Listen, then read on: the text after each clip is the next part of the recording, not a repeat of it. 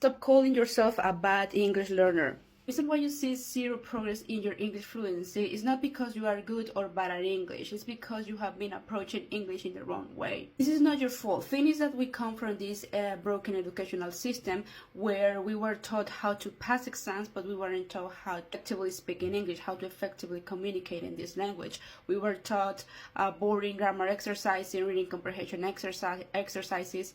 We were exposed to the studio recorded audios instead of real life conversations in English. And how do you get better at something that you haven't practiced yet? How do you get better at speaking if you even created the habit of speaking in English?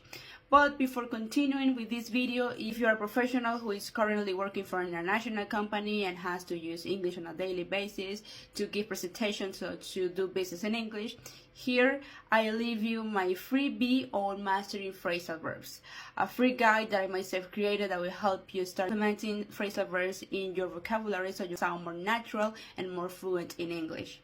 If every time that you want to speak in English, you know what you want to say, but still you freeze up, you start mumbling, and you feel frustrated because you do know the word, but you don't know how to say it, that's totally normal.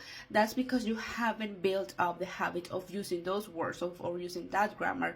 It's like going to the gym. If you go to the gym and you expect to lift like 10 kilos or 12 kilos of dumbbells without first getting used to lifting lighter weights, chances are that you won't lift that dumbbell, and if you do, you might get hurt.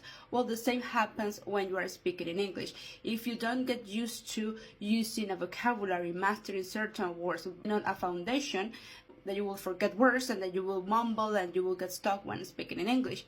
And this kind of practice is something that I do within my classes. My students get the opportunity to speak freely, to put in the reps, use those words, use that vocabulary that they need to sound more natural, and then they receive feedback on the things they say so that eventually they see real progress in their English fluency.